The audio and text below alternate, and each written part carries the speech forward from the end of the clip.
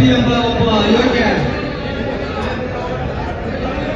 ಬೆಳಗಾವಿ ಜಿಲ್ಲೆಯ ಚಿಕ್ಕೋಡಿ ಮಾಜಿ ಸಂಸದರಾದಂಥ ಗಟ್ಟಿ ಎಂಬ ಒಬ್ಬ ಅಯೋಗ್ಯ ವಾಲ್ಮೀಕಿ ಜನಾಂಗಕ್ಕೆ ಬೇಡ ಸುಳಿಯುವುದು ಅಂತ ಹೇಳಿದಂಥ ಒಬ್ಬ ಅವಿವೇಕಿ. ಈ ವಾಲ್ಮೀಕಿ ಜನಾಂಗದ ಬಗ್ಗೆ ಇತಿಹಾಸ ಗೊತ್ತಿರಲಾರದಂತ ಒಬ್ಬ ಅವಿವೇಕಿ. ಈ ದೇಶಕ್ಕೆ, ಈ ಜಗತ್ತಿಗೆ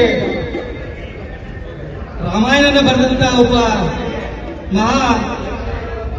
ಮಹಾಋಷಿಗಳ ವಂಶಸ್ಥರಾದಂತ ನಾವು ನಮ್ಮ ವಂಶಸ್ಥರ ಬಗ್ಗೆ ಪಾಪ ಅವನು ಗೊತ್ತಿಲ್ಲ. ಈ ಕರ್ನಾಟಕ ರಾಜ್ಯದಲ್ಲಿ 77 ಪಾಳೆಪಟ್ಟಣಗಳನ್ನು ಆಳಿದಂತ ಈ ನಾಯಕ ಜನಾಂಗ ಪುಣ್ಯಾತ್ಮ, ನಿನ್ನ ಹೇಳಲಿಕ್ಕೆ ನಿನಗೆ ಯಾವುದೂ ಇಲ್ಲ ಪುಣ್ಯಾತ್ಮ. ನಿನ್ಗೆ ಹೇಳಲಿಕ್ಕೆ ಯಾವುದೋ ಒಂದು ಸಂಸ್ಥಾನವೂ ಇಲ್ಲ, ಒಂದು ಇತಿಹಾಸನೂ ಬರೆದಿಲ್ಲ, ಒಂದು ಏನೂ ಬರಲಾರ್ದಂತ ಒಬ್ಬ ಹುಲಿಗೇಡಿ ನಿನ್ನಂತ ಅವಿವೇಕಿ ರಮೇಶ್ ಕತ್ತಿ.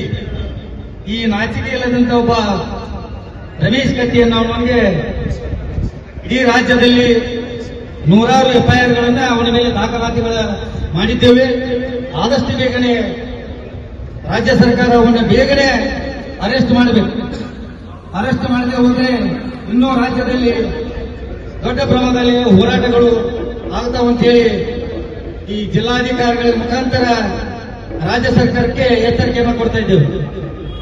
ನಾವು 1.5 ತಾಸು 2 ತಾಸು ಹೊರಗಡೆ ಕುಂತು ನಮ್ಮ ಮನವಿಗೆ ಸ್ಪಂದಿಸಿದ ಜಿಲ್ಲಾಧಿಕಾರಿಗಳು ಇಲ್ಲೂ ಹೊರಗಡೆನೆ ಬಂದಿಲ್ಲ. ಪಾಪ ನಾವು ಬಿಸಿಲಾಗದೀವು, ಅವರು AC ಒಳಗೆ ಕುತ್ಕೊಂಡು ಆರಾಮ ಮೀಟಿಂಗ್ ಮಾಡಕತ್ತಾರೆ. ಅಂದ್ರೆ ಈ ನಾಯಕ ಜನಾಂಗದ ಬಗ್ಗೆ ಎಲ್ಲ ಈ ರಾಜ್ಯದ ಜಿಲ್ಲೆಯ ಎಲ್ಲ ನಾಯಕರುಗಳಿಗೆ ಒಂದು ಏನಪ್ಪ ಅಂತಂದ್ರೆ ತಾರತಮ್ಯಗಳದಾವು. ಈ ತಾರತಮ್ಯ ಮಾಡಿದ 2023ನ ಮೊದಲಿರುವಂತಹ ಸರ್ಕಾರಗಳು ಅದರ ಈ ಪಶ್ಚಾತ್ತಾಪವನ್ನು ಕೂಡ ಅನುಭವಿಸ್ಯಾವ. ಈ ಸರ್ಕಾರ ಕೂಡ ನಮ್ಮನ್ನ ಸರಿಯಾಗಿ ಸ್ಪಂದನೆ ಮಾಡದೆ ಹೋದರೆ ಮುಂದಿನ ಬರುವಂತಹ ದಿನಮಾನಗಳಲ್ಲಿ ಅವರಿಗಾದಂತಹ ಪರಿಸ್ಥಿತಿ ತಮಗೂ ಆಗತ್ತೆ ಅಂತೇಳಿ ಈ ಸರ್ಕಾರಕ್ಕೆ ಯಾಕಪ್ಪ ಅಂದ್ರೆ ಒಂದು ಬೊಮ್ಮಾಯಿ ಅವರು ಒಂದು ಹೇಳಿಕೆ ಕೊಟ್ಟರು. ಕಲಬುರಗಿಯಲ್ಲಿ ನಕಲಿ ಜಾತಿ ಪ್ರಮಾಣ ಪತ್ರ ಇವತ್ತೇನು ತಗೋತಾರ ಅವರಿಗೆ ಒಂದು ನಿಮಗೆ ಆದೇಶ ತಂದೇನೆ ಅಂತ ಹೇಳಿ ರಾಜ್ಯದಲ್ಲಿ 15 ST ರಿಸರ್ವೇಶನ್ ಇರುವಂತಹ MLA ಕ್ಷೇತ್ರದಲ್ಲಿ ಬಿಜೆಪಿ ಒಂದೂ ಬಂದಿಲ್ಲ. ಆದ್ರೆ ಇವತ್ತಿರುವ ಸರ್ಕಾರ ನೀವು ಕೂಡ ನಮ್ಮ ಸಮಾಜವನ್ನ ಬಹಳ ಮಿಸ್ಅಂಡರ್ಸ್ಟ್ಯಾಂಡ್ ಮಾಡಿಕೊಂಡ್ರೆ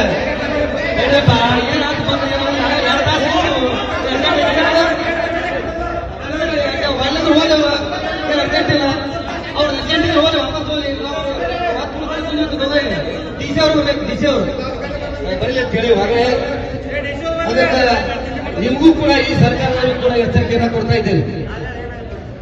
ಇಲ್ಲಿ 2023 ಮೊದಲಿಗೆ ಏನು ಸರ್ಕಾರದವರಿಗೆ ಈ ಸಮಾಜವಾದ ಪಾಠವನ್ನು ಕಲಿಸಿದ್ದು, ನಿಮಗೂ ಕೂಡ ಬರುವಂತ ತೀರ್ಮಾನದಲ್ಲಿ ಈ ಸರ್ಕಾರಕ್ಕೂ ಸರಿಯಾಗಿ ಪಾಠವನ್ನು ಕಲಿಸುತ್ತೆ.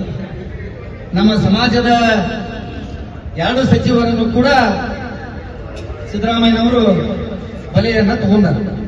ಆದ್ರೆ ಬರುವಂತಹ ದಿನಮಾನಗಳಲ್ಲಿ ಆ ಸಚಿವರಿಗೆ, ನಮ್ಮ ಸಮಾಜದ ಇನ್ನಿಬ್ಬರಿಗೆ ಸಚಿವರು ಮಾಡಬೇಕು.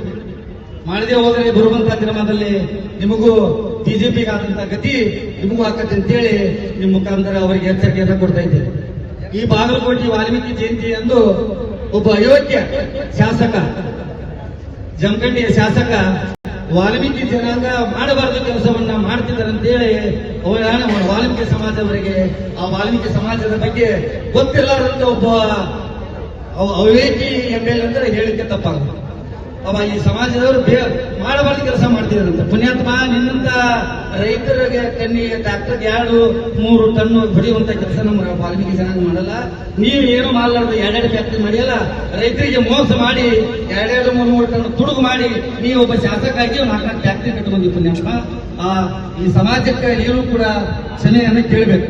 ಕ್ಷಮೆಯನ್ನು ಕೇಳದೆ ಹೋದ್ರೆ ನಿನ್ನ ಮನೆಗೂ ಕೂಡ ಈ ಸಮಾಜ ಬರುವಂತ ಈ ವಾರದ ಅಥವಾ 8-10 ದಿವಸದಲ್ಲಿ ಕ್ಷಮೆಯನ್ನ ಕೇಳದೆ ಇದ್ರೆ ನಿನ್ನ ಮನೆಗೂ ಕೂಡ ನಾವು ಮುತ್ತಿಗೆ ಹಾಕುವಂತ ಕೆಲಸವನ್ನ ಈ ವಾಲ್ಮೀಕಿ ಜನಾಂಗ ಮಾಡ್ತೀವಿ ಅಂತ ಹೇಳಿ ಈ ಜಿಲ್ಲಾಧಿಕಾರಿಗಳ ಮುಖಾಂತರ ಅವ್ರಿಗೂ ಕೂಡ ಎಚ್ಚರಿಕೆಯನ್ನು ಕೊಡ್ತಾ ಇದ್ದೇವೆ. ದಯವಿಟ್ಟು ಜಿಲ್ಲಾಧಿಕಾರಿಗಳು ಬಂದನ ಮನವಿ ಪತ್ರ ಬೇರೆ ಬಂದ್ರಪ್ಪ ಮನವಿ ಪತ್ರ ಕೊಡುದು.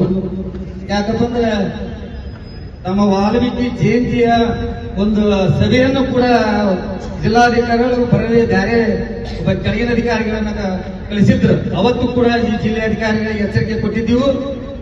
ನೀವು ಯಾಯನ ಅಧ್ಯಕ್ಷತೆ ಇರ್ತೈತಿ, ಏನ್ ಜಿಲ್ಲಾಧಿಕಾರಿಗಳು ಇರ್ತೀರಿ, ನೀವ ಬಂದು ಮನವಿ ಪತ್ರ ತಗೋಬೇಕು. ಯಾರ್ದೋ ಒಂದು ನಿಮ್ಮ ಕೆಳಗಿನ ಅಧಿಕಾರಿಗಳಿಗೆ ಕೂತು ಬಂದ್ರೆ ನಾವು ಮನವಿ ಪತ್ರವನ್ನ ಕೊಡುವುದು.